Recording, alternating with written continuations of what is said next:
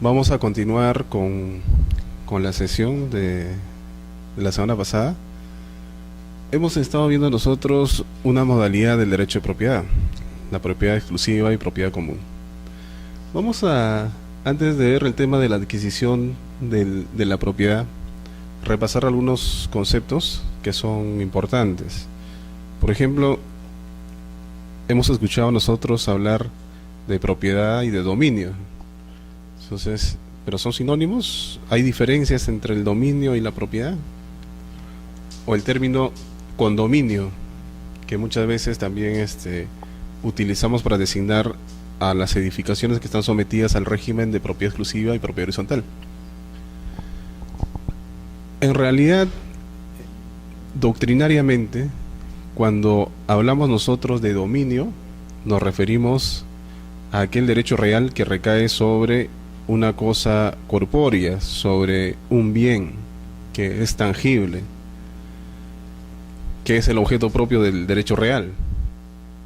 Y cuando hablamos de propiedad, el concepto es mucho más amplio, porque el derecho de propiedad no solo recae sobre bienes materiales, sino sobre bienes intangibles. Esa es la diferencia sutil que existe entre dominio y propiedad. Sin embargo, en nuestro ordenamiento jurídico, en la jurisprudencia, se utilizan como sinónimos.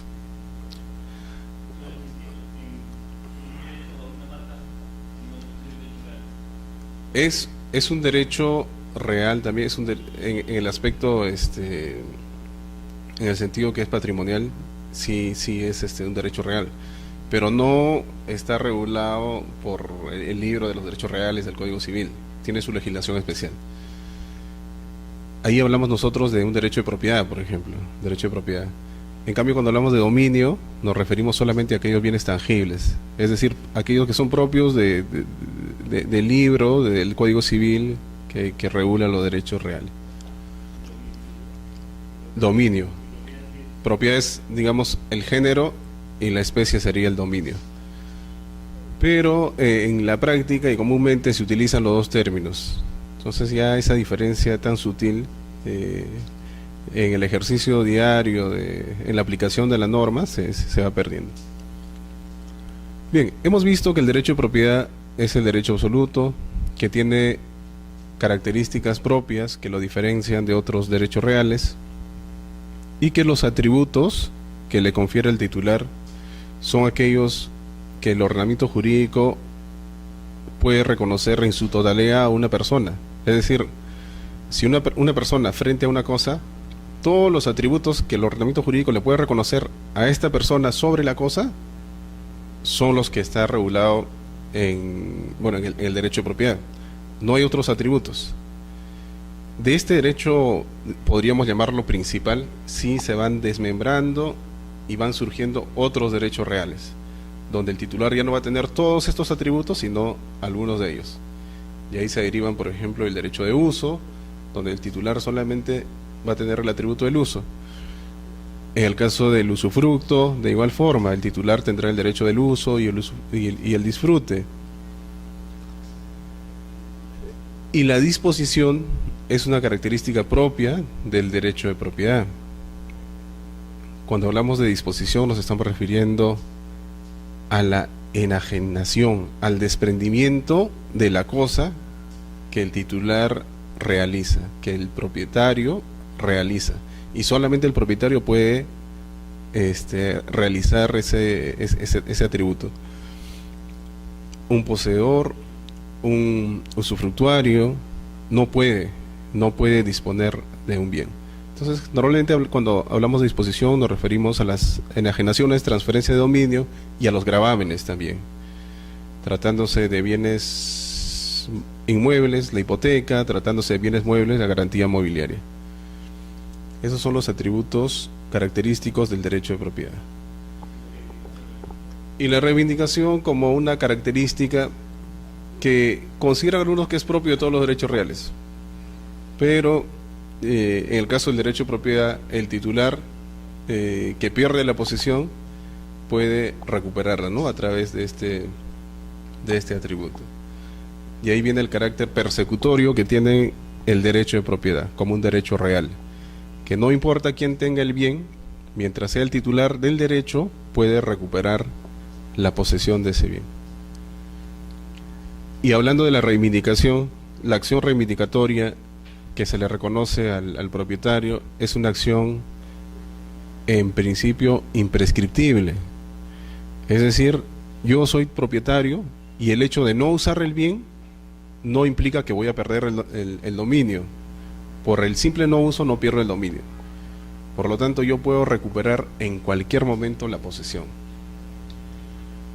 Pero existe una excepción, y la excepción es la prescripción adquisitiva de dominio. Entonces, la reivindicación, si bien es imprescriptible, no procede contra aquella persona que ha ganado el derecho de propiedad vía prescripción adquisitiva. Y esto tiene sentido porque una característica de los derechos reales es la exclusividad. ¿Y eso qué significa? Que no pueden haber dos titulares de un mismo derecho real. Entonces, si hablamos del derecho de propiedad, si yo titular, por el hecho de que ya no he estado en posesión y otra persona ha convertido esa posesión en una posesión prescriptoria y se convirtió en propietario, entonces yo, que fui titular, dejo de serlo. Tanto es así que la declaración de prescripción, sea judicial o notarial, implica también la cancelación del derecho de propiedad, de la inscripción del derecho de propiedad del anterior titular. Bien, vamos a ver ahora cómo se adquiere el derecho de propiedad, cómo se adquiere la propiedad, cómo se transfiere y cómo se extingue la propiedad, ya para terminar con el curso.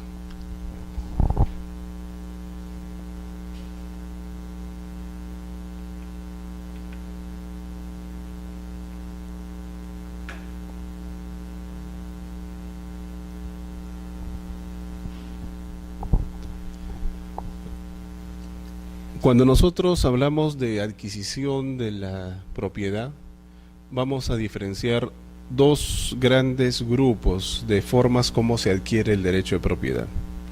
Como habíamos dicho en sesiones anteriores, existe una forma originaria, es decir, donde yo adquiero la propiedad en forma directa, no hay un transferente, sino simplemente por el cumplimiento de determinados supuestos, yo voy a convertirme en propietario. Dentro de esta forma originaria nosotros vamos a encontrar a la apropiación y a la accesión, y otros donde también podríamos aplicar esta clasificación es al caso de la especificación y mezcla, donde si bien el bien tiene un titular, sin embargo no nos los ha transferido. Y la otra forma de adquisición de la propiedad es la forma derivada, donde sí existe un transferente, hay un titular, y el titular, mediante un acto jurídico, mediante un título, nos transfiere su derecho, el derecho de propiedad. En este caso vamos a ver nosotros en qué momento se adquiere la propiedad y la importancia de la tradición.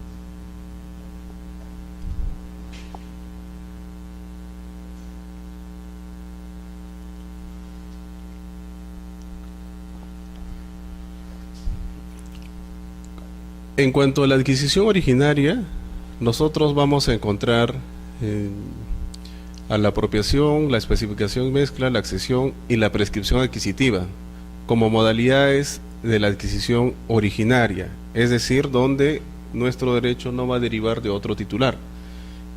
Y en el caso de la adquisición derivada, vamos a referirnos específicamente al caso de los bienes muebles y los bienes inmuebles. Finalmente veremos el tema de la extinción del derecho de propiedad. La apropiación. Cuando nosotros hablamos de apropiación, vamos a referirnos a aquellos bienes que no tienen propietario, es decir, bienes que no tienen un titular, bienes que no pertenecen a nadie, bienes sin dueño. Respecto de estos bienes, que se denominan también res nullius, aquella persona que los aprende, que los toma se va a convertir en propietario. La aprehensión es una forma de adquirir la posesión, pero también es una forma de adquirir la propiedad, porque no hay un titular, no hay un titular. Estos casos de apropiación en realidad son muy pocos, porque en la actualidad casi todos los bienes tienen un propietario. Nos estamos refiriendo nosotros a los bienes muebles. Vamos a ver dentro de la aprehensión algunos supuestos, como es el caso específico de las cosas que no pertenecen a nadie, como las piedras, conchas, algunos objetos que encontramos en los orillos de los ríos, en las orillas de los mares, etc. Estos bienes serán de propiedad de aquel que lo aprenda. Entonces, esta es una forma originaria de adquirir el derecho de propiedad. Otra forma originaria de adquirir el derecho de propiedad es a través de la caza y la pesca. Estamos hablando de animales que no tienen propietario. Entonces, animales silvestres. Aquella persona que lo caza, aquella persona que realiza la actividad de la pesca, se convierte en propietario. Aquí nosotros tenemos que diferenciar algunos supuestos. Es que si esa actividad se realiza dentro de un predio que tiene propietario, entonces, si yo realizo esa actividad, yo no voy a convertirme en propietario.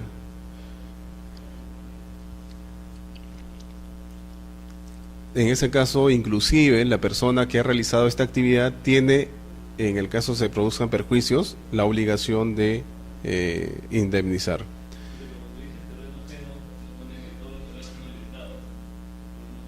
No. Está refiriéndose a que hay un propietario de ese terreno. Yo estoy cazando o yo voy a pescar y yo no tengo dominio. O sea, para mí es ajeno. Entonces yo no puedo realizar esa actividad en un terreno que no es de mi propiedad, salvo que tenga autorización. Entonces ahí ya varía el tema. Pero no necesariamente se refiere a los bienes del Estado. Ahora, me imagino que usted se refiere al tema de los bienes que no tienen un titular, que se presume que son del Estado. Entonces, en ese caso, tratándose de inmuebles, sí, también va a ser ajeno. Va a ser ajeno. Otra modalidad de apropiación es el hallazgo. Y cuando hablamos de hallazgo, vamos a referirnos a los tesoros y a los objetos perdidos.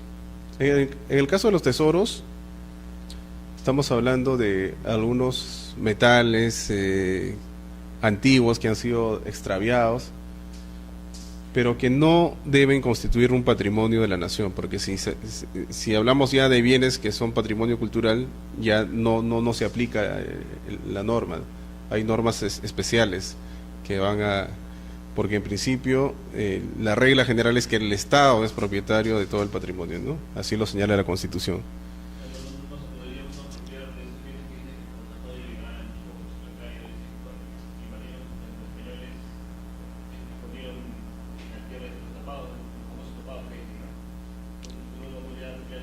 Claro, hay que diferenciar, ¿no? Por ejemplo, si son metales que por ahí han encontrado algunos objetos que son propios, no sé, pues obras artísticas, características, expresiones culturales, que se pueden considerar como un patrimonio de la nación, no entrarían dentro de esta clasificación. Claro, eso sí. En el caso de las cosas perdidas, el código realiza una regulación que en realidad no sé si se aplica, ¿no? Porque supuestamente si una persona encuentra un objeto, debe de comunicar a la municipalidad, y la municipalidad hacer público para que el propietario pueda tomar conocimiento, acercarse y recuperar el bien que ha sido materia que se perdió.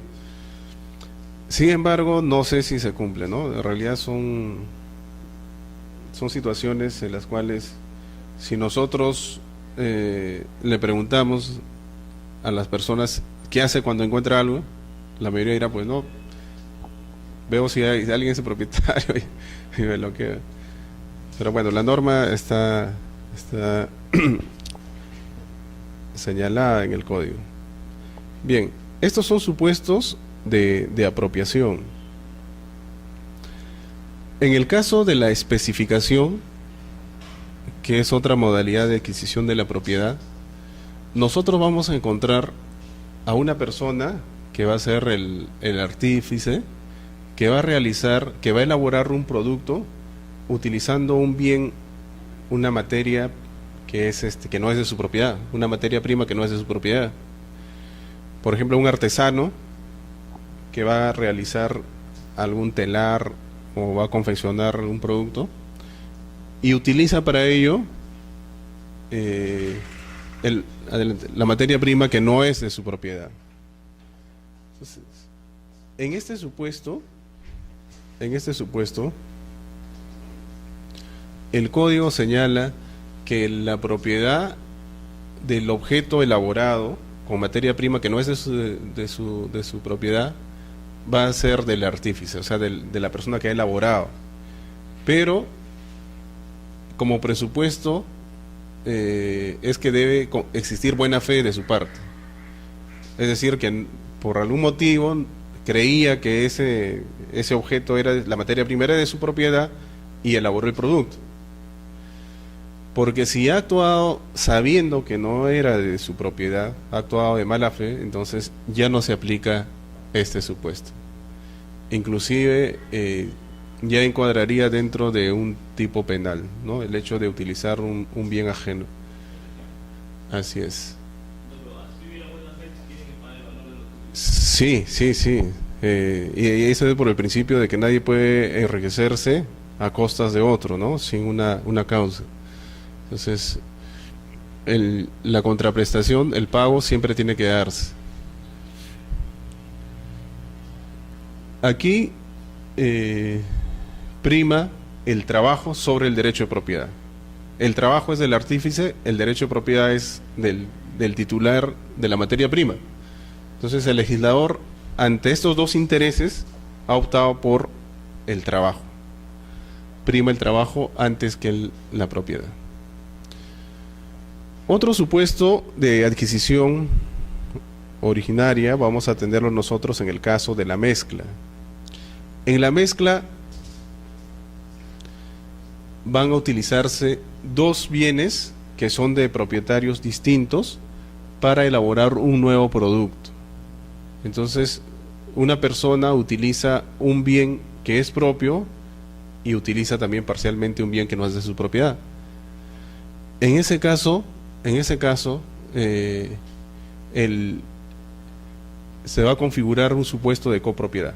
Es decir, los titulares de este producto que se ha elaborado van a ser ambas personas que son propietarios también de estos bienes que han servido para elaborar esta nueva especie.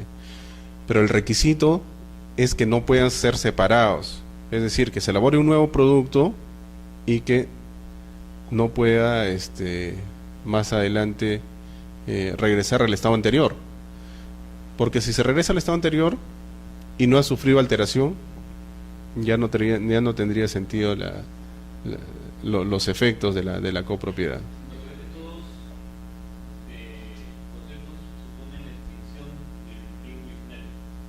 Supone una modalidad de adquisición del derecho de propiedad y por otro lado, la contraparte, la extinción, ¿no?, de la otra persona. En el primer caso, en la especificación, el artífice que no era propietario de la materia prima del bien se va a convertir en propietario, obviamente ya transformado, y el que era el titular va a dejar de serlo. Entonces pierde la propiedad, obviamente tiene derecho a una contraprestación, pero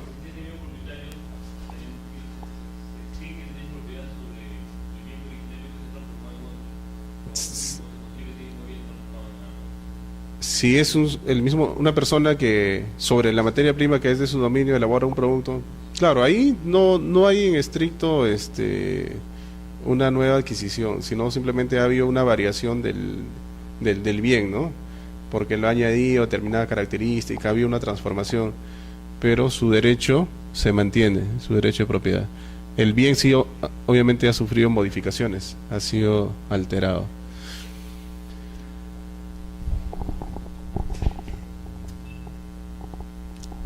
El otro tema que tal vez se presenta con mayor frecuencia es el caso de la accesión. Nosotros, cuando hablamos de accesión y sobre todo cuando hablamos de predios, de propiedad predial, vamos a referirnos al principio mediante el cual todo aquello que se incorpora a un predio va a ser de propiedad del dueño del predio. O sea, si hay una persona que es dueño de un terreno, todo aquello que se va a incorporar, que va a formar parte, va a ser de propiedad del dueño del suelo. Esa es la regla general, ese es el principio de accesión, y que explica también por qué cuando se edifica sobre un terreno, el propietario de la edificación en principio va a ser aquella persona que es dueño del terreno, porque todos los bienes que son partes integrantes van a formar también parte ahora del bien. Simplemente el bien está siendo modificado. Esa es la regla general. Y dentro de la accesión, el Código Civil regula distintos supuestos. En primer lugar, como habíamos dicho, quien va a adquirir el dominio es el dueño del bien, en el caso de los predios, el dueño del predio, y va a adquirir todo aquello que se va a incorporar a ese bien, todo aquello que se va adhiriendo también va a formar parte de su derecho de propiedad. Entonces, dentro de la accesión nosotros tenemos tres supuestos: la abulsión, el aluvión y la edificación en terreno ajeno. La abulsión y aluvión están referidos a incrementos o adquisiciones del derecho de propiedad por efectos de la naturaleza y que se van a ir realizando en forma paulatina en el caso de la abulsión, en el caso de la aluvión, perdón, y en forma que sí puede ser determinable en el caso de la abulsión. En el caso de la abulsión, el código señala que el río o la naturaleza va a originar que se desprenda parte de un terreno y esta área se va a incorporar dentro de otro terreno. Entonces puede ser un huaico, puede ser un terremoto, etcétera, etcétera. Pero el hecho es que se va a notar el desprendimiento de una parte de un predio y la incorporación de esta parte que ha sido desprendida en otro predio. Entonces es posible la identificación. En ese caso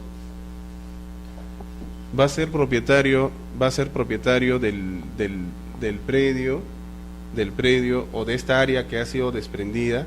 Se va a convertir en propietario aquel que es titular del predio a cuyo favor se ha incorporado o se ha anexado, pero siempre y cuando no haya sido reclamado por el anterior titular, por el propietario del otro predio.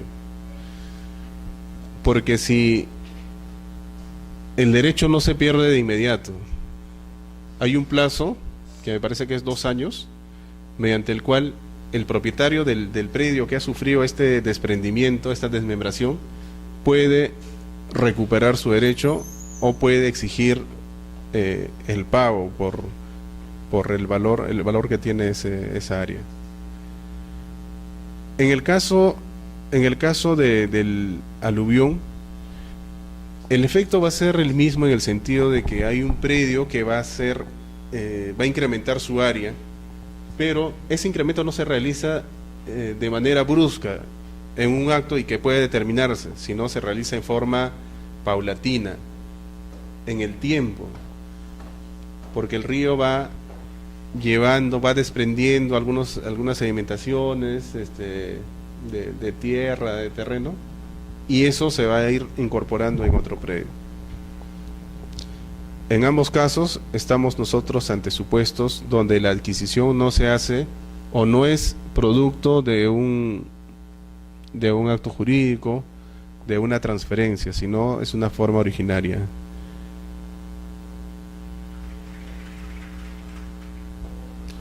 Buenas noches. Otro supuesto de accesión es la edificación en terreno ajeno. Es decir, cuando se construye en un terreno que no es de su propiedad. Aquí nosotros vamos a tener como sujetos de esta figura al invasor, que es la persona que va a construir, que ha construido, y el propietario del suelo. Entonces, en estos casos, el ordenamiento jurídico va a señalar distintas consecuencias que van a estar relacionados con la buena fe o la mala fe de la persona que ha edificado o del dueño del suelo. Entonces, dependiendo de cómo o de qué forma ha actuado el invasor o el propietario del suelo, las consecuencias que el ordenamiento jurídico señala van a depender de ese aspecto subjetivo. Vamos a ver cómo se presenta.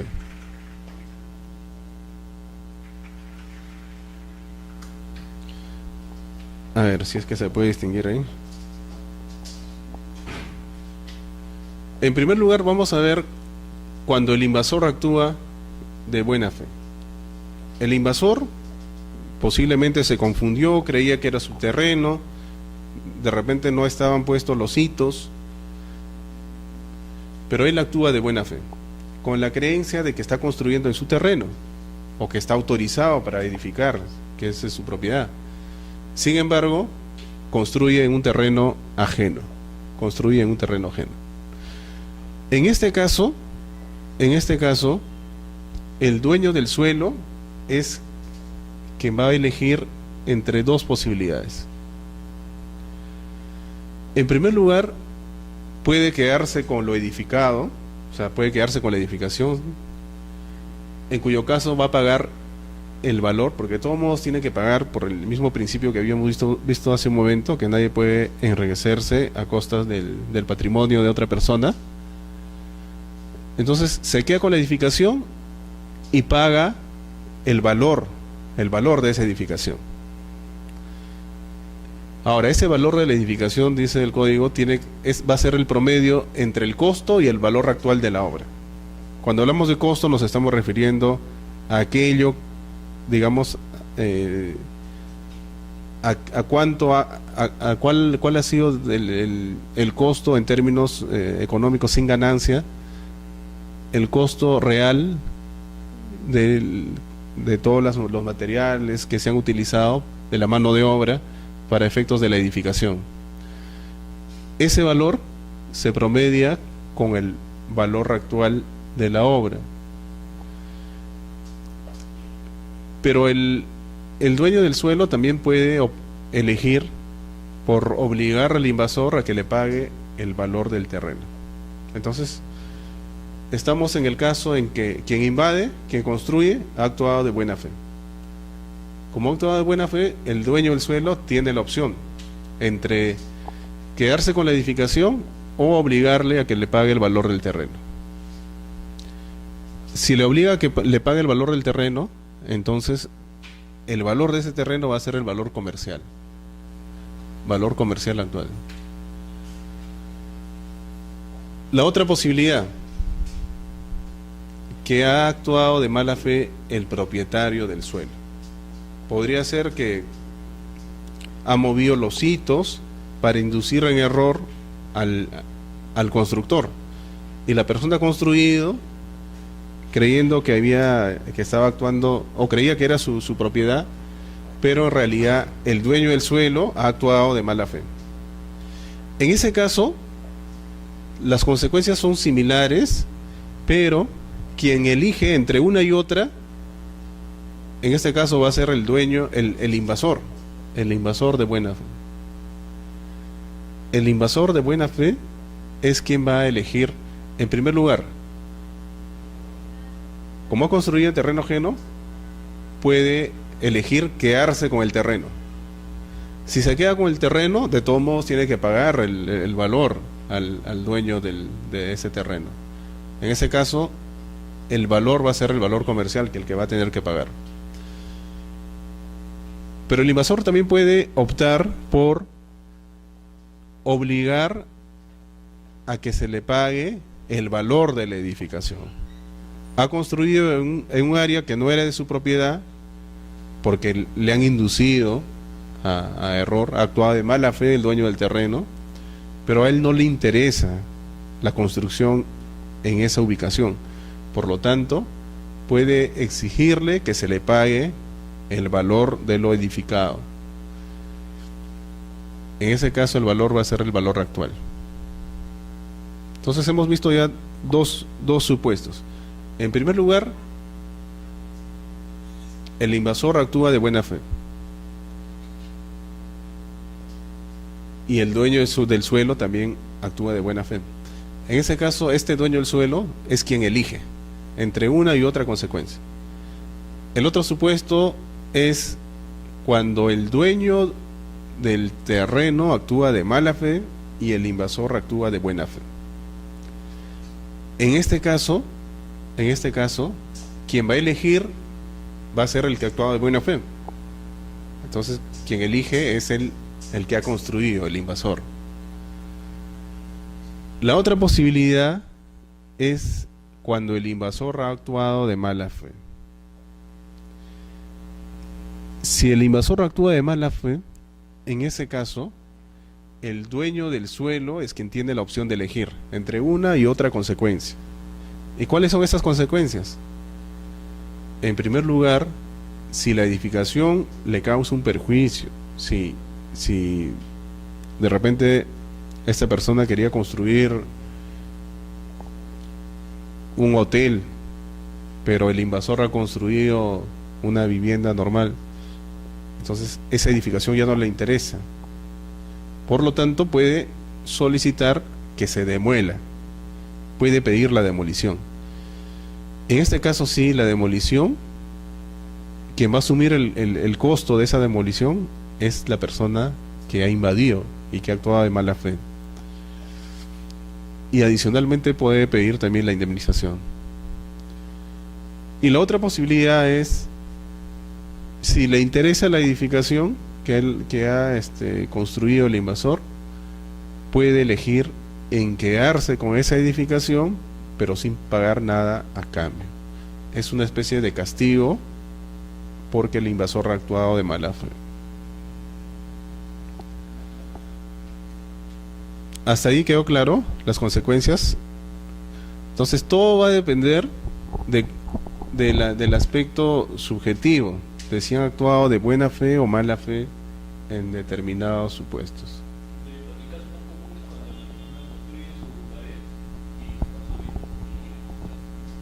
Claro, también en algunos casos hay invasiones parciales.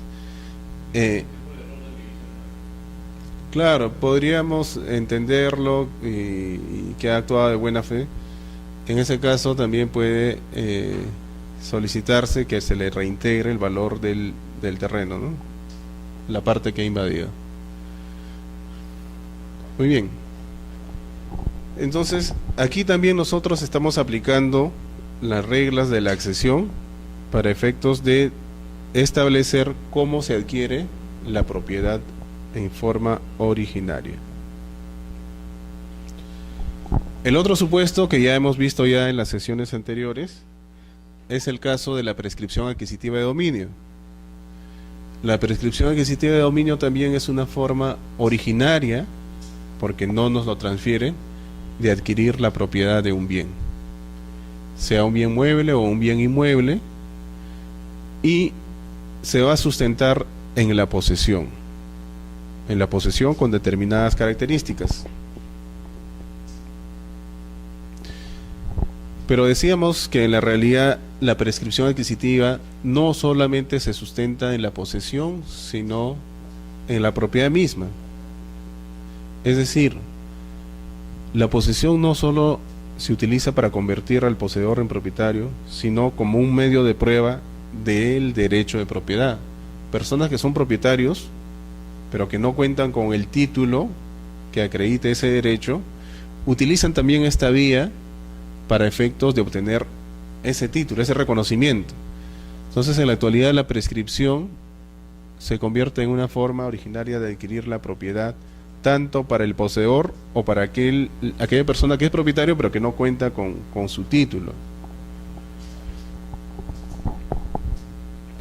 Entonces, los supuestos o los requisitos de esa posesión es que es una posesión continua, pacífica, pública, como propietario. Decíamos nosotros que este aspecto, como propietario, es el elemento subjetivo, es el animus de la posesión, y que es relevante porque tiene que existir esa intención de poseer el bien como si uno fuese propietario. Y ese aspecto subjetivo de comportarse como propietario en estricto no se evalúa en cada sujeto, sino se va a evaluar ese comportamiento en términos generales, es decir, cómo normalmente se comporta una persona. Si alguien está en posesión de un bien y está pagando mensualmente por el hecho de poseer el bien al propietario, paga una cantidad de dinero, ahí estaríamos nosotros ante un supuesto de un arrendamiento, donde está pagando una renta. Entonces, el hecho de pagar esa cantidad mensualmente desvirtúa este animus, porque una persona que es propietaria no paga mensualmente la renta.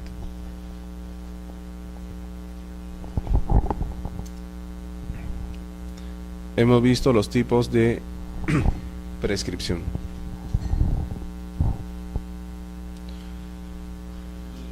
Sí.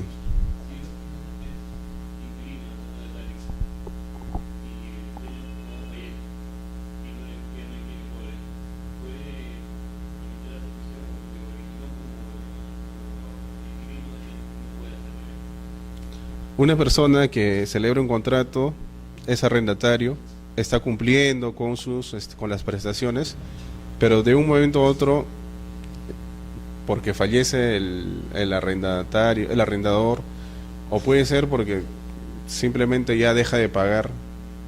Entonces, ahí nosotros tendríamos que ver si esa posesión ha variado, si se convirtió en una posesión precaria, porque si ya no cumple con las prestaciones, entonces hay el acreedor tiene derecho a exigirlo también. Entonces no podríamos de inmediato decir que ya deja de serlo, ¿no? Pero si pasa el tiempo y no el arrendador no ha exigido el cumplimiento de esas prestaciones, entonces además este poseedor, este arrendatario, está realizando otros actos ya distintos que no son propios de un arrendatario. Entonces esa posesión sí ha variado y sí puede ser objeto de prescripción. Además, recordemos también que el arrendamiento tiene un plazo determinado, ¿no? Que hay un plazo máximo, que es de 10 años. Entonces, pero sí es posible. Y no solo en el arrendamiento, en otros derechos también. Una persona que es usufructuaria, por ejemplo, o que es usuaria, son poseedores que cuentan con un título, y al contar con un título, ellos son poseedores inmediatos. Entonces, y los poseedores inmediatos no podrían prescribir, porque su comportamiento es como poseedor inmediato, como arrendatario, como titular de derecho de habitación, de uso, etcétera. Pero si ya deja de existir esa vinculación, esa relación con el poseedor mediato, entonces sí podría convertirse esa posesión en una posesión prescriptoria.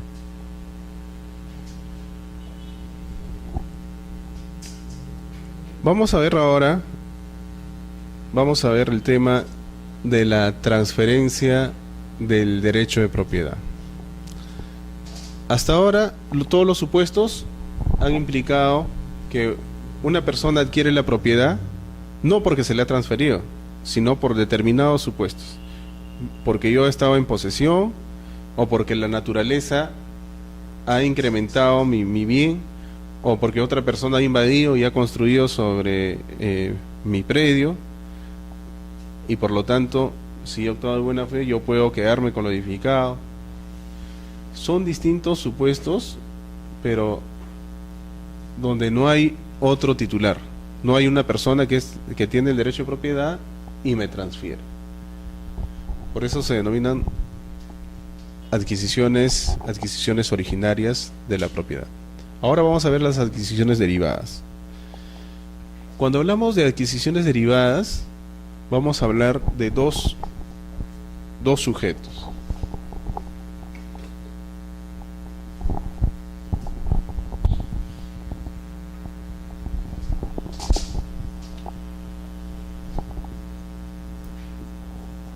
Vamos a tener a dos personas. En primer lugar, vamos a tener al transferente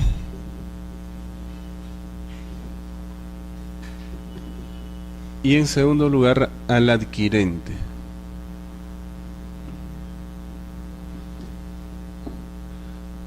Al transferente y al adquirente. El transferente es el titular del derecho. En este caso estamos hablando del derecho de propiedad. Es el propietario. Y este transferente, mediante un acto jurídico, va a transferir ese derecho de propiedad al adquirente. Entonces, este derecho va a ser transferido al adquirente. En el momento en que el adquirente se convierte en propietario, el transferente deja de serlo, porque no pueden, salvo el caso de la copropiedad, no pueden existir dos sujetos que sean propietarios de un mismo bien. No pueden existir. Aquí es importante el término título. Cuando hablamos de título, y de ahí viene la palabra titular también de un derecho, el título hace referencia a un acto jurídico que va a ser la causa de ese derecho, un acto jurídico a través del cual se adquiere ese derecho.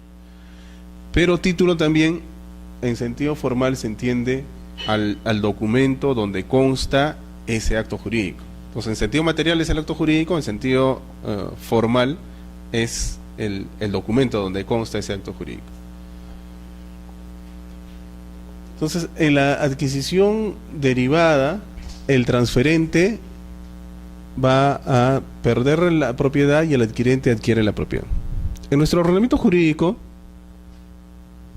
se regulan los supuestos de transferencia de propiedad dependiendo de los tipos de bienes. Es decir, en los casos de bienes muebles y en los casos de los bienes inmuebles, la transferencia va a operar en forma distinta.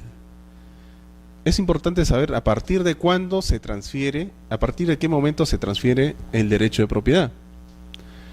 Y para ello, tratándose de los bienes muebles, el código señala que el derecho de propiedad se transfiere con la tradición.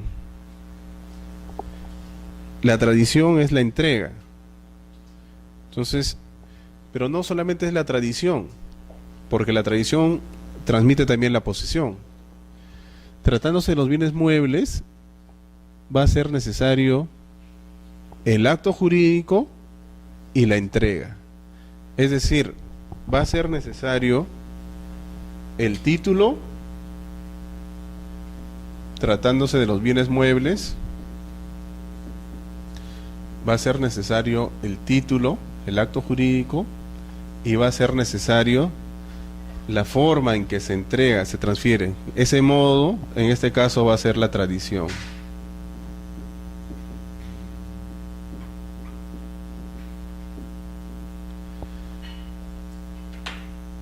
Entonces, tratándose de bienes muebles, nosotros, para transferir la propiedad, tienen que concurrir a estos dos requisitos.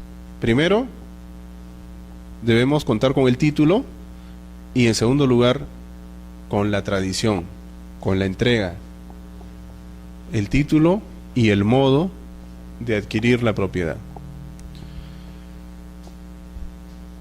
Si yo voy a comprar un televisor, no es suficiente firmar el contrato de compra-venta en la tienda.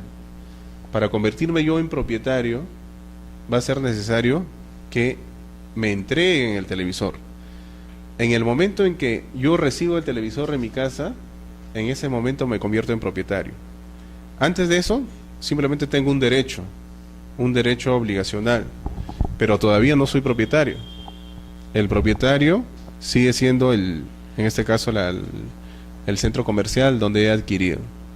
Entonces, es importante en este caso que concurran esos dos requisitos.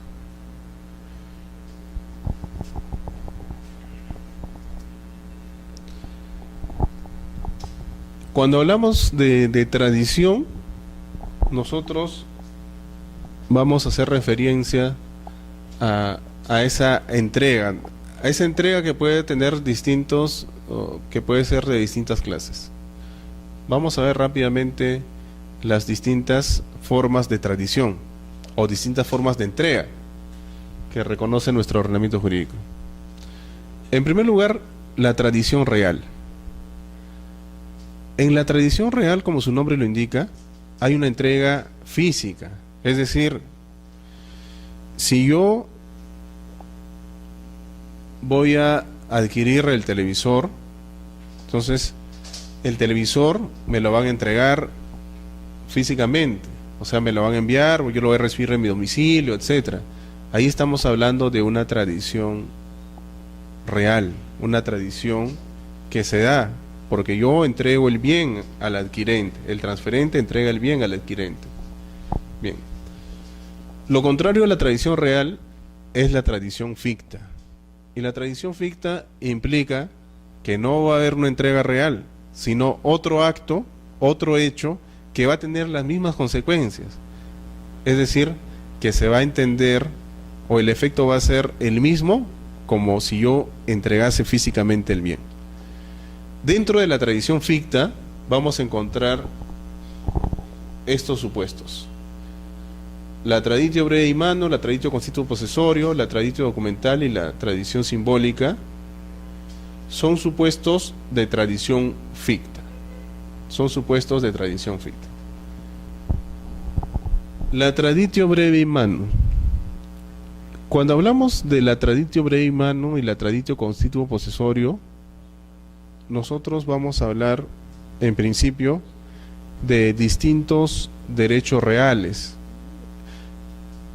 Derechos reales que tienen determinada jerarquía en función a los atributos que tiene el titular. Es decir, el derecho de propiedad va a ser siempre un derecho superior en relación a un derecho de usufructo, por ejemplo. ¿Por qué? Porque por los atributos. Entonces tenemos derechos reales de distintas jerarquías. Eso es importante para poder entender este tipo de tradición. En la traditio brevi mano, una persona que tiene un derecho de menor jerarquía, a través de un acto jurídico, va a adquirir un derecho real de mayor jerarquía, sin necesidad de que el bien se le entregue físicamente. Vamos a poner un ejemplo.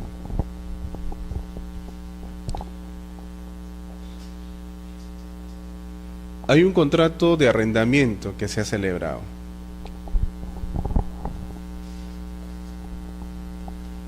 A celebra un contrato de arrendamiento con B. Entonces, ¿quién se encuentra en posesión del bien? Si A es el arrendador, B es el arrendatario. ¿Quién se encuentra en posesión del bien? ¿El arrendador o el arrendatario? El arrendatario. Entonces, él tiene físicamente el bien en su poder. Pero pasa el tiempo y ambas partes deciden celebrar otro acto jurídico. El arrendatario va a comprar el bien. Entonces el arrendatario, que era poseedor, se convierte a través de este acto jurídico en propietario del bien. Entonces su derecho real ha variado. Simplemente era poseedor, ahora se convierte en propietario. Normalmente, ¿cómo debería operar la tradición? El arrendatario tendría que devolver el bien al arrendador y producto de este acto jurídico, producto de la compra-venta, el arrendador tendría que entregarle nuevamente el bien, físicamente. Así es como debería ser. Pero eso no ocurre. ¿Por qué? Basta que firmen el acto jurídico y su derecho real varía. Entonces se va a entender que ha operado también la tradición, sin necesidad de devolver el bien para que le entreguen. Lo único que ha ocurrido es que ha variado la calidad o la jerarquía de su derecho real. El arrendatario ahora ya no es arrendatario, ya ahora es propietario, pero siempre ha estado en posesión del bien. Por lo tanto, no ha habido una tradición real, sino una tradición ficta. En el momento en que celebra el acto jurídico, se convierte en propietario, porque tiene el bien en su poder. Entonces, se me han alquilado a mí una computadora. Entonces, si yo quisiera yo quisiera convertirme en propietario de una computadora, tendría que tener el título, el contrato de donación, compra-venta, etcétera, y adicionalmente la tradición, o sea, tendrían que entregarme físicamente. Eso es lo normal.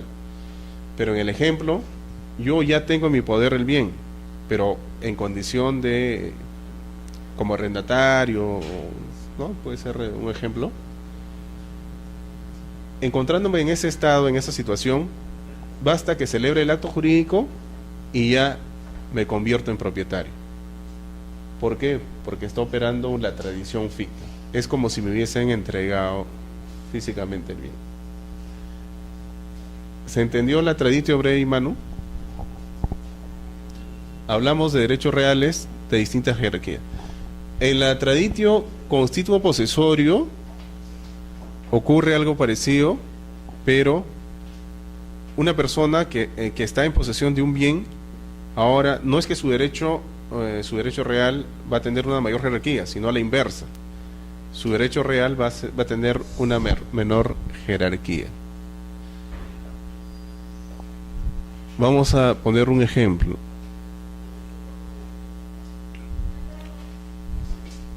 Yo soy propietario de un bien. Entonces, soy propietario de un bien. Un automóvil. Yo soy propietario de un automóvil. Tengo en mi poder el automóvil. Soy propietario y tengo la posesión del bien. Y celebro un contrato de compra-venta, mediante el cual yo le transfiero a otra persona la propiedad de ese automóvil. El comprador, para adquirir la propiedad, ¿qué necesita? Además de este contrato, necesita que se le entregue físicamente el bien, ¿no? Esa es la regla general tratándose de los bienes muebles. Para adquirir la propiedad se requiere el título y el modo. Pero en este caso, en el ejemplo, yo soy propietario del automóvil, celebro un contrato de compra-venta, pero no le entrego físicamente el bien al comprador, sino inmediatamente celebro un contrato de arrendamiento. Un contrato de arrendamiento donde el comprador me da en arrendamiento el bien a mi persona. En ese caso no ha habido una entrega física del bien, porque yo inicialmente he estado en posesión del bien como propietario y producto de estos actos jurídicos ahora voy a seguir en posesión, pero ya no como propietario, sino como arrendatario. Aquí hay una disminución del derecho real. Pero este tipo de tradición, ojo, hay que tener en cuenta que no está referido más a la posesión que a la propiedad, en cuanto a los efectos. Es decir, yo he perdido la propiedad, pero mantengo la posesión. Simplemente ha variado el derecho real a través del cual tenía en mi poder el bien. ¿Entendieron la traditio constituo posesorio? Es a la inversa de la traditio breve mano.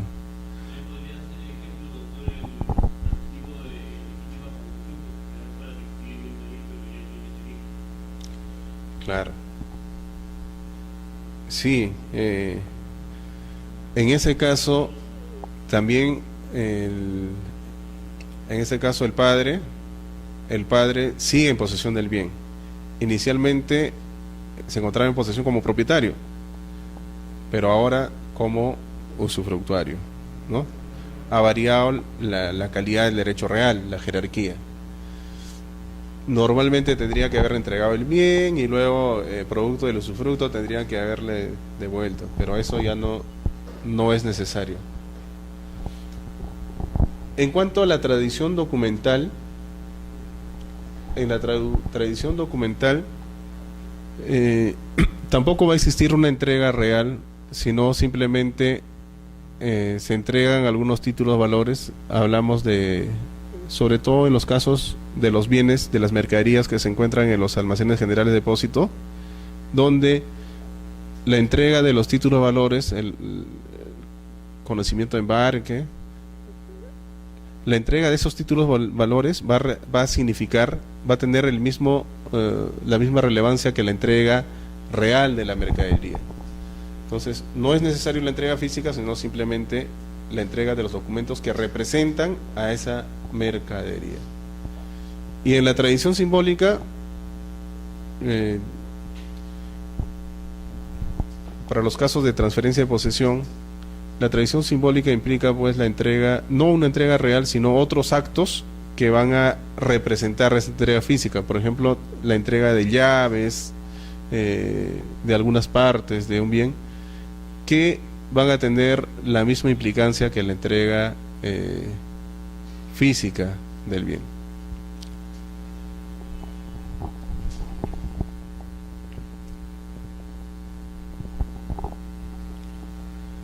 Eso en cuanto a los bienes muebles. Entonces, para transferir la propiedad del bien mueble se requieren esos dos elementos: el título, el acto jurídico, y el modo, en este caso la tradición. En el caso de los bienes inmuebles, nuestro Código Civil ha optado por una posición distinta, porque para efectos de la transferencia de la propiedad simplemente va a ser necesario el título, es decir, en este caso el acto jurídico o la obligación que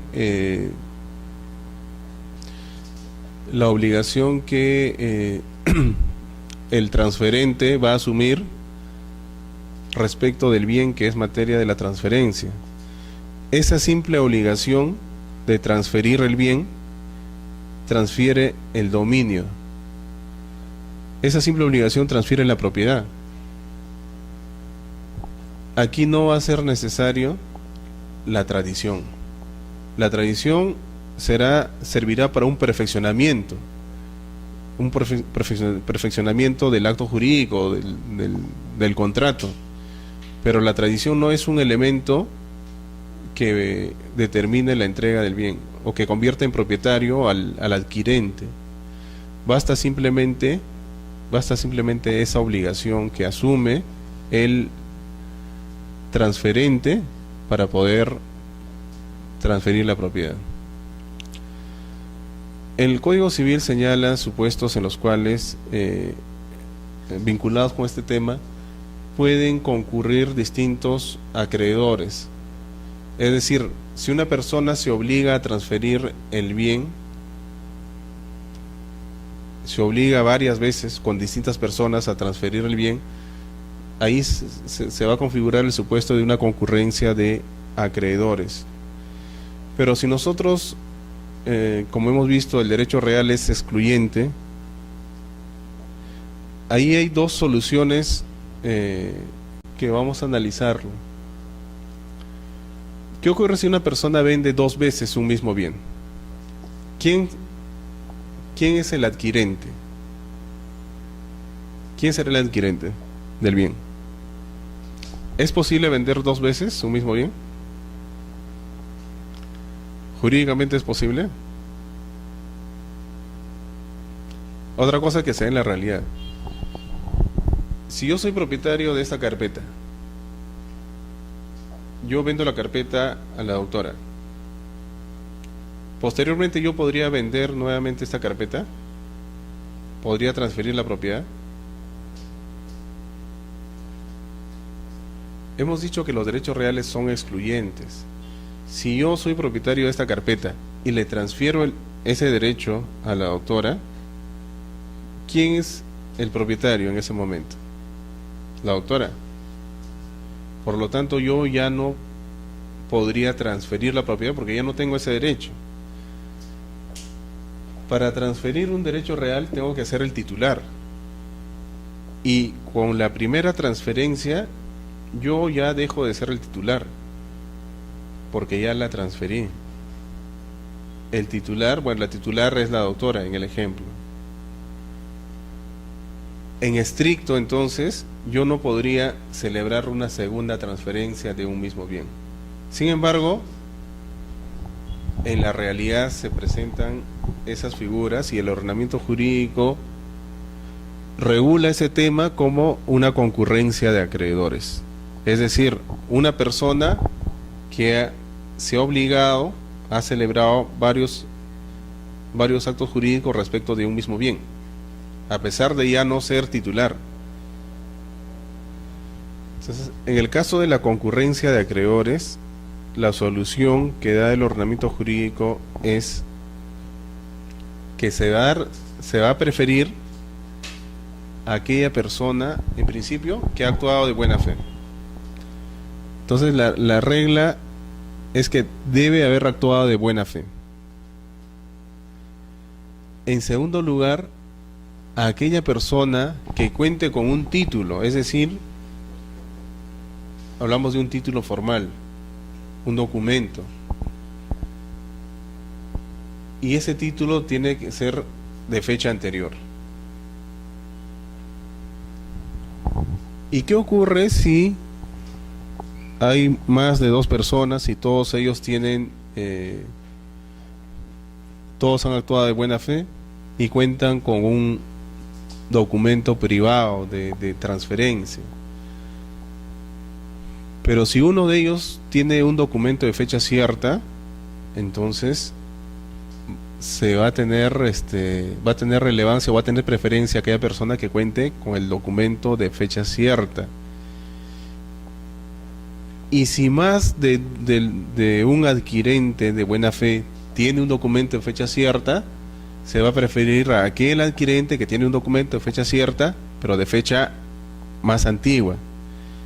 Es decir, aquel que primero adquirió, y eso se acredita con el documento de fecha cierta, él va a tener preferencia. Pero si entre los adquirentes hay uno que no solamente ha actuado de buena fe, no solamente tiene un documento de fecha cierta, los documentos de fecha cierta pueden ser contratos privados con firmas legalizadas, podrían ser algunos contratos donde ha intervenido algún funcionario público, etcétera, que dé fe. Podría ser una escritura pública. Pero si además de contar con la buena fe, el título, el documento de fecha cierta, uno de ellos ha inscrito su derecho en el registro, en ese caso, quien va a tener preferencia va a ser esta persona, la persona que ha inscrito primero. Nuestro ordenamiento jurídico reconoce y da preferencia a la persona que inscribe su derecho.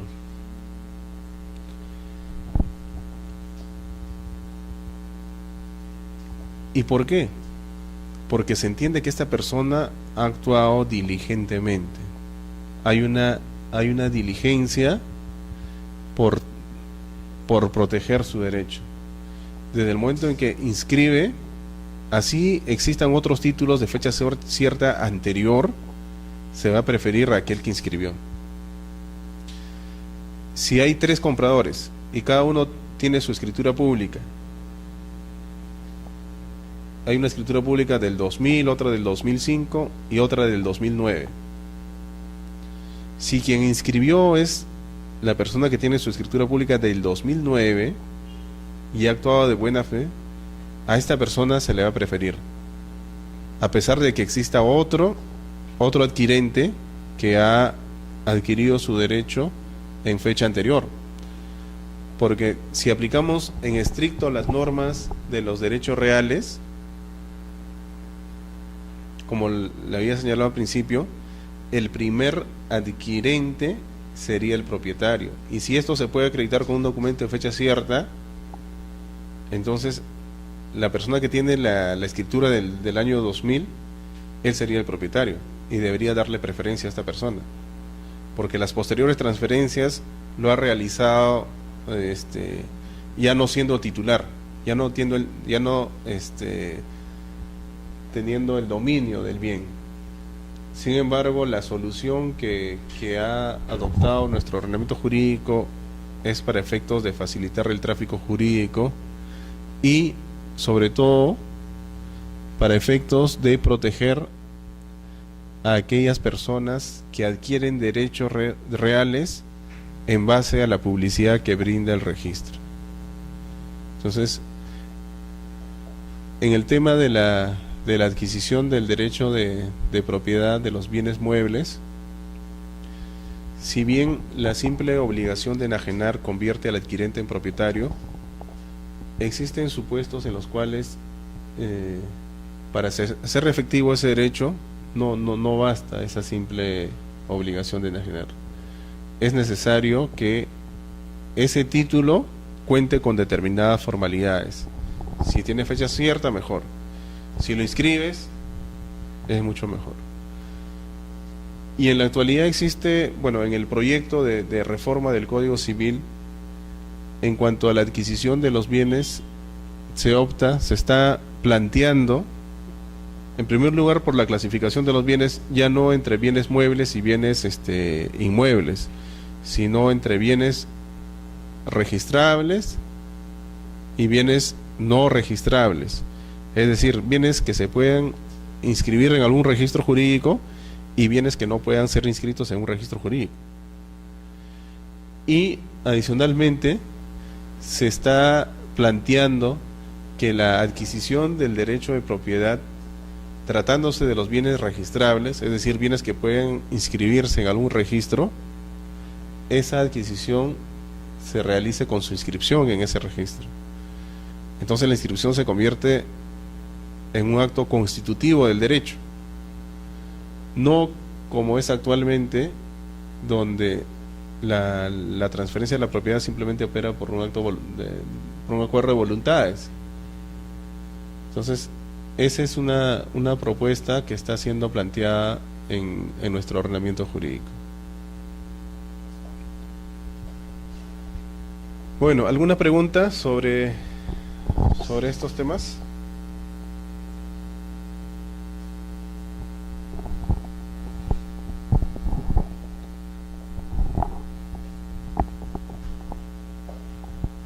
Hemos visto nosotros desde la primera sesión que el derecho de propiedad implica siempre un poder jurídico, un reconocimiento jurídico, a diferencia de otro derecho real de la posesión, que es simplemente una cuestión fáctica, y que este derecho real que tiene, que no es un derecho absoluto, que tiene limitaciones en cuanto a su ejercicio, este derecho real, así como se adquiere, también el derecho se extingue. El término de extinción es criticado en la doctrina porque cuando hablamos de extinción estamos hablando de desaparición, ¿no? De destrucción. Hace referencia principalmente al bien. Y no en todos los supuestos es que el derecho de propiedad se extingue, sino el derecho de propiedad se transfiere. Entonces, el primer supuesto de extinción del derecho de propiedad es la adquisición del bien por otra persona. Esta es como una consecuencia del carácter bilateral de las transferencias. Cuando hablamos de adquisición derivada, del derecho de propiedad, es decir, cuando mi derecho de propiedad deriva, cuando hay otra persona que me lo transfiere, en ese caso hemos dicho que vamos a encontrar siempre a dos sujetos, un transferente y un adquirente. El derecho de propiedad del adquirente va a ser, vamos a entenderlo desde ese punto de vista como una adquisición derivada, pero desde el punto de vista del transferente, va a ser un supuesto de extinción, utilizando el término del código, va a ser un supuesto de extinción del derecho de propiedad. Entonces, se extingue el derecho de propiedad, pero para el transferente. En el momento en que el adquirente se convierte en propietario, el transferente automáticamente deja de serlo. Por lo tanto, se extingue su derecho. Ese es el primer supuesto de extinción del derecho de propiedad. Otro supuesto, y que sí está vinculado con el bien que es objeto de este derecho real, es la destrucción, pérdida total o consumo del bien. Nosotros hemos visto, y así utilizando un esquema sencillo, que cuando hablamos de derechos reales, nosotros siempre vamos a tener a un titular y una cosa. Este titular va a tener atributos, facultades, potestades, un señorío sobre la cosa. Esos son los elementos, digamos, que de manera general siempre vamos a encontrar en los derechos reales. Y en el derecho de propiedad, de igual forma. El derecho de propiedad implica una persona que va a tener todos los atributos que el ordenamiento jurídico le puede reconocer sobre una cosa, sobre un bien. Pero si ese bien ya no existe, entonces nos quedamos solamente con el sujeto y ya no podríamos hablar de un derecho real, porque para que exista un derecho real tienen necesariamente que concurrir esos elementos, un titular y una cosa. Entonces la destrucción implica que el bien desaparece por distintas circunstancias, ya no existe. O la pérdida significa que nosotros no tenemos conocimiento del bien y no va a ser posible su recuperación. Un avión, por ejemplo, que cae al océano y no se sabe, no se encuentra su paradero, se presume que ha sido destruido, pero no sabemos. O situaciones, otros supuestos en los cuales no se tiene la certeza de que ha sido destruido, pero no podemos ubicar el bien. Esos supuestos implican también que ya no va a tener existencia el bien. Por lo tanto, el derecho real también se extingue.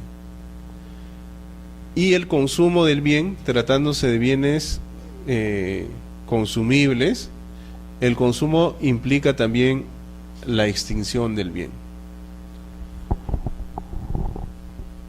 Otro supuesto en que el derecho de propiedad ya se va a extinguir es la expropiación.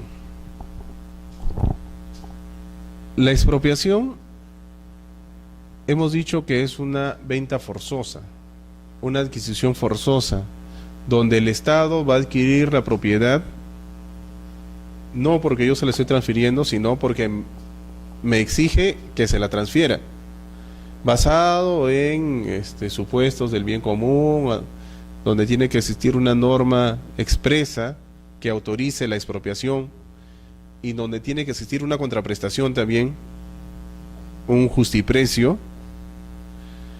La expropiación implica la pérdida de la propiedad. Pero por otra parte, la expropiación implica también la adquisición del derecho de propiedad. Entonces, es similar a los actos derivados. La diferencia es que el transferente no voluntariamente no está transfiriendo el bien, sino por mandato legal se le transfiere la propiedad al Estado. Es otro supuesto de extinción del derecho de propiedad. El otro supuesto de extinción de la propiedad es el abandono del bien durante 20 años. El abandono, nosotros habíamos manifestado, o el no uso del bien, en principio no implica la pérdida del dominio, no implica la pérdida de la propiedad, salvo que otra persona adquiera ese bien, adquiera la posesión y convierta esa posesión en propiedad mediante la prescripción adquisitiva. El no uso del bien no necesariamente significa abandono. Cuando nosotros hablamos de abandono, vamos a referirnos necesariamente a dos elementos: a un elemento objetivo y a un elemento subjetivo. En cuanto al elemento objetivo, tienen que existir determinados actos materiales relacionados con el deseo, con la intención de ya no querer ser propietario o ya no de tener dentro del dominio, dentro del patrimonio, ese bien. El aspecto subjetivo es precisamente esa intención de ya no querer ser propietario. ¿Cómo yo puedo saber si un bien ha sido abandonado o no ha sido abandonado? Hay un aspecto subjetivo de por medio también. Si nosotros estamos paseando por la calle y encontramos un celular, por ejemplo, un celular en la vereda, el hecho de encontrar el celular en la vereda significaría que ese bien ha sido abandonado. En principio no podríamos saberlo, ¿no? Porque tal vez no lo ha abandonado su propietario, sino simplemente lo ha o lo ha perdido, se lo ha extraviado. Y el no uso o el extravío no implica abandono, porque el abandono tiene que tener un aspecto subjetivo también, de yo tener la intención de ya no querer ser el titular de ese bien. Pero si yo sigo caminando por la misma calle y encuentro el celular ya no en la vereda, sino en un cesto donde se guarda la basura, ese celular dentro de ese objeto, dentro del cesto, implicaría o nos haría pensar que ha sido abandonado. ¿Qué dicen? Ahí podríamos nosotros desprender o concluir que hubo una intención de abandonar el bien, Entonces, cuando hablamos nosotros de abandono, necesariamente vamos a tener en cuenta esos dos aspectos: el aspecto objetivo de ya no querer ser más titular de ese bien con determinados actos, porque ya no lo uso, ya no está en mi poder, o lo he dejado en determinado lugar, y al aspecto subjetivo, la intención.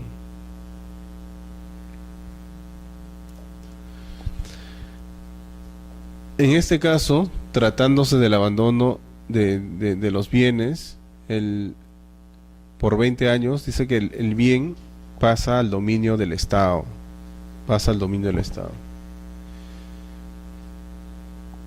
Y es como al inicio decía el doctor, que tratándose de los bienes que no tienen un titular, existe una presunción de que el Estado es propietario, ¿no? Salvo que se pruebe lo contrario.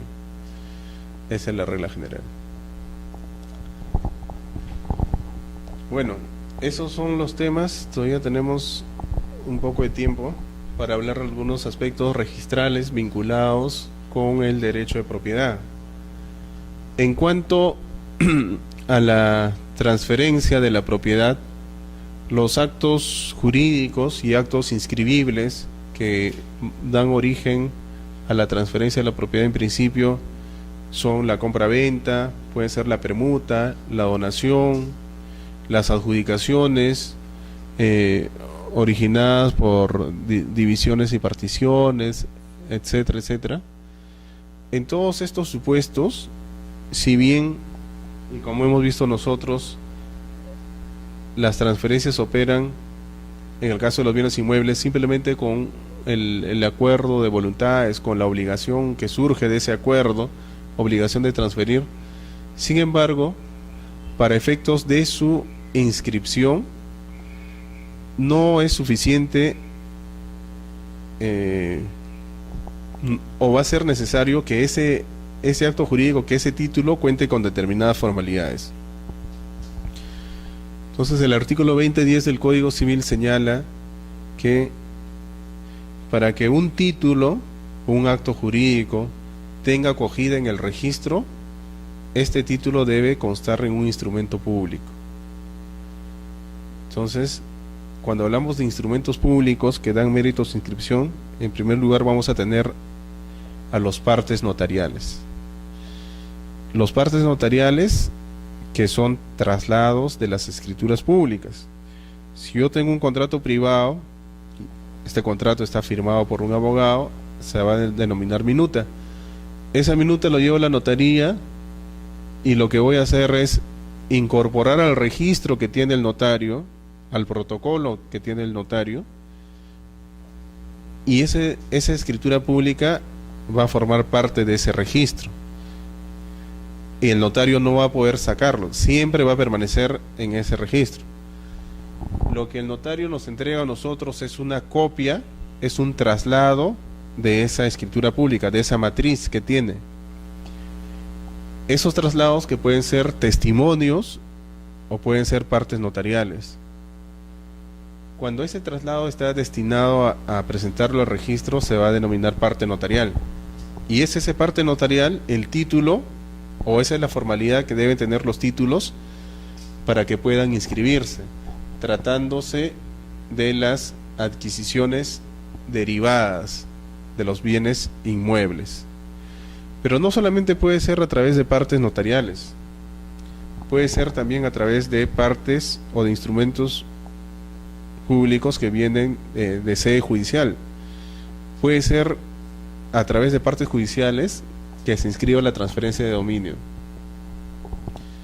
En el caso, por ejemplo, de la división y partición, cuando existe copropiedad, basta que cualquiera de los copropietarios pida que se extinga la división, esa copropiedad, para que todos los otros copropietarios tengan la obligación de participar en esa extinción de la copropiedad. Y si no lo hacen, entonces se va a realizar judicialmente. Se desarrolla el proceso, finalmente se dicta la sentencia, mediante el cual se van a adjudicar o se extingue esa copropiedad, adjudicándose partes determinadas del bien. Esa sentencia, acompañada de un oficio, copia certificada de la sentencia, porque el expediente siempre se queda en el Poder Judicial y lo que se envía al registro es una copia certificada. Esa copia certificada de la sentencia y un oficio dirigido al registro es lo que se va a denominar parte judicial. Y el parte judicial es el título que va a dar mérito a la inscripción de esas transferencias de dominio. Pero también podría ser no solo a través de un parte judicial, un parte notarial, puede ser también a través de documentos administrativos. Determinadas hay transferencias que otorgan municipalidades, por ejemplo, y que constan en los llamados títulos, porque cuando hablamos de título de propiedad muchos lo asociamos a esos documentos donde nos entrega la municipalidad u otra autoridad y recién ahí creemos que ese es el título de propiedad. Esos documentos administrativos otorgados por la municipalidad, otorgados por COFOPRI, también son actos o son documentos, títulos que van a dar mérito a su inscripción. Pero existen también otros documentos, y en este caso sí son documentos privados, que van a dar mérito a la transferencia. Estamos hablando de los laudos arbitrales. Estos laudos arbitrales que últimamente han sido cuestionados. Los laudos arbitrales son simplemente decisiones de los árbitros que van a resolver determinados conflictos de intereses y que no tienen, que son finalmente documentos privados, porque los árbitros no son funcionarios públicos, los árbitros no son notarios, no. Por lo tanto, esos documentos privados, los laudos, también tienen acogida en el registro para efectos de la transferencia de la propiedad.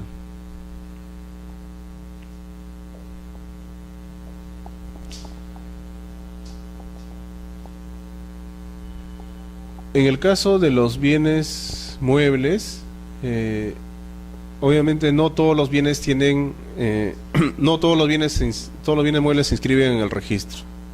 Solamente algunos bienes que pueden ser determinables, es decir, que podemos diferenciarlos unos de otros.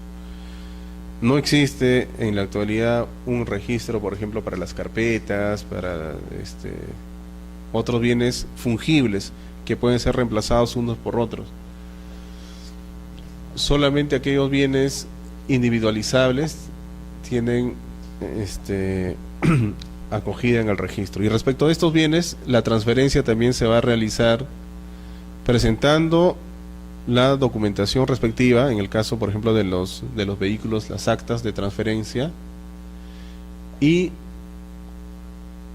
se va a entender que se transfiere la propiedad, o porque se tiene que señalar que ha habido una entrega también, una entrega del bien. Se va a entender que hay una entrega del bien.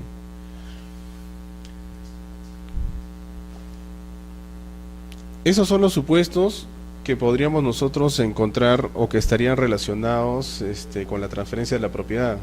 En el caso de las donaciones y los anticipos de herencia, el código establece como requisito de validez o de constitución del acto que ésta se formalice mediante escritura pública, tratándose de los inmuebles. Por lo tanto, en ese caso, la voluntad de transferir tiene que estar formalizado. Si no se otorga mediante escritura pública, será simplemente un acto obligacional, pero no va a tener por efecto la transferencia de la propiedad. Ahora, la pregunta, o muchas veces la pregunta que hacen es, que se las traslado: si yo compro un bien, y no he pagado el precio en su totalidad, he pagado la cuota inicial, un inmueble, ¿ya soy propietario? ¿O es que se necesita cancelar el precio para convertirme en propietario? ¿Qué dicen?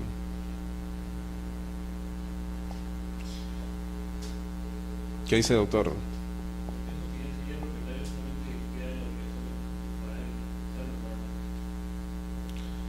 Y eso porque nuestro ordenamiento jurídico señala que la simple obligación de enajenar transfiere el dominio, ¿no?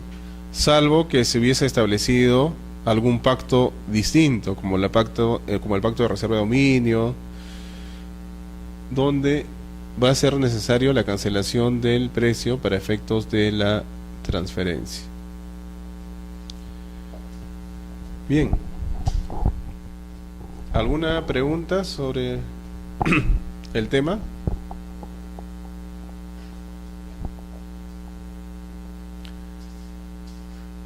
En el examen vamos a tomar todos los puntos que hemos visto que están relacionados con el derecho de propiedad, las características que tiene en la propiedad como derecho real, todo lo referido a los atributos que tiene el derecho de propiedad, las limitaciones, la propiedad predial como una especie, cuando el derecho recae sobre los predios. Hemos visto dentro de la adquisición y hemos desarrollado con mayor amplitud el tema de la prescripción adquisitiva de dominio, porque es uno de los temas que tiene bastante desarrollo o aplicación práctica. Y dentro de las modalidades del derecho de propiedad hemos mencionado a la propiedad superficiaria como aquel supuesto donde en el derecho de superficie el superficiario tiene la facultad de edificar en terreno ajeno o debajo de terreno ajeno, y al momento de edificar sobre esa edificación se convierte en propietario. Por lo tanto, surge un derecho de propiedad. Es un derecho de propiedad tan similar como el derecho de propiedad ordinario o la propiedad exclusiva que tenemos, con todos los atributos, donde yo puedo disponer, grabar, transferir, etcétera, con la única diferencia que la propiedad superficiaria es una propiedad temporal. Es decir, esa propiedad se va a extinguir en el momento en que se cumpla con el plazo del derecho de superficie. En el momento en que se cumpla con ese plazo o se extinga el derecho de superficie, automáticamente todos los derechos que pudo haberse celebrado respecto de este bien, de esta propiedad superficiaria, también se van a extinguir. Por lo tanto, es posible que yo pueda transferir la propiedad superficiaria, es posible que yo pueda constituir sobre esta edificación del cual soy titular de la propiedad superficiaria, que pueda constituir un régimen de propiedad exclusiva y propiedad común. Entonces ahí ya estamos mezclando un poco las figuras. Es posible yo, siendo titular del derecho de superficie, constituir otro derecho de superficie. Entonces ahí hablamos de un derecho de subsuperficie, ¿no? Porque son atributos que se derivan del derecho de propiedad que el superficiario tiene sobre lo edificado, sobre la edificación. Entonces, sobre la edificación tiene un derecho de propiedad, con todas las facultades que el ordenamiento jurídico le brinda. Obviamente, las restricciones, limitaciones podrían estar dadas por el acto de constitución del derecho de superficie. Porque si bien dentro de nuestro sistema jurídico los derechos reales optan por el sistema de numerus clausus, sin embargo hay algunos derechos reales donde el ámbito de la autonomía de la voluntad de las partes es un poco más amplio para efectos de regular algunos aspectos de ese derecho real. Y en el caso del derecho de superficie, en el caso del derecho de servidumbre, por ejemplo, la regulación del Código Civil es muy escueta, no hay muchos artículos. Por lo tanto, dejan abierta la posibilidad que las partes puedan elaborar, puedan utilizar, fijar contenidos para esos derechos reales. Por ejemplo, en las servidumbres, el Código habla de la servidumbre legal de paso, pero hay muchas servidumbres más que se constituyen, pero que no están expresamente reguladas. Entonces ahí se dice, y aquellos que defienden el sistema de numerus apertus, señalan que el Código opta también por este sistema, ¿no?, en determinados derechos reales. Y hemos visto, la copropiedad no lo hemos desarrollado porque lo van a desarrollar en el siguiente módulo, tengo entendido. Hemos visto la propiedad horizontal o la propiedad exclusiva y la propiedad común, donde hemos señalado que es una modalidad del derecho de propiedad, es un derecho de propiedad con la característica de que el titular va a tener facultades, atributos sobre dos tipos de bienes, y que esas facultades, esos atributos tienen que estar juntos siempre, son inseparables, porque desde el momento en que ya deja de existir alguno de esos bienes, ya no estamos ante este tipo de derecho de propiedad. Y es un derecho real que recae siempre sobre edificaciones, es un derecho de propiedad que recae sobre edificaciones, con las excepciones que hemos visto. Entonces, y es un derecho real que se presenta en la realidad, es decir, para su existencia no requiere contar con un reglamento interno inscrito, con una junta de propietarios. Si los presupuestos se presentan en la realidad, ya estamos ante ese derecho real y ya podemos aplicar todas las normas que hemos señalado. Muy bien. Y finalmente, los temas que hemos desarrollado hoy día respecto a la adquisición originaria y derivada del derecho de propiedad, la apropiación, la especificación, mezcla, la accesión, y en cuanto a la propiedad derivada, la adquisición derivada, el momento en que se adquiere la propiedad, tratándose de los bienes muebles y los bienes inmuebles.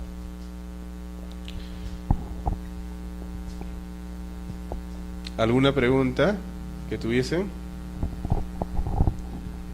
¿Ninguna?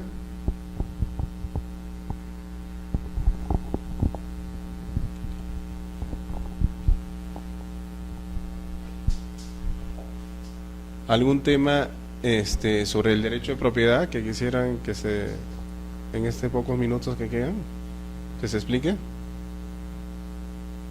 ¿Todo quedó claro, doctora? ¿Sí? ¿O no todo quedó claro? Bueno, siendo así, entonces damos por concluida la sesión del día de hoy y ya estarían, según lo programado, por dar su examen.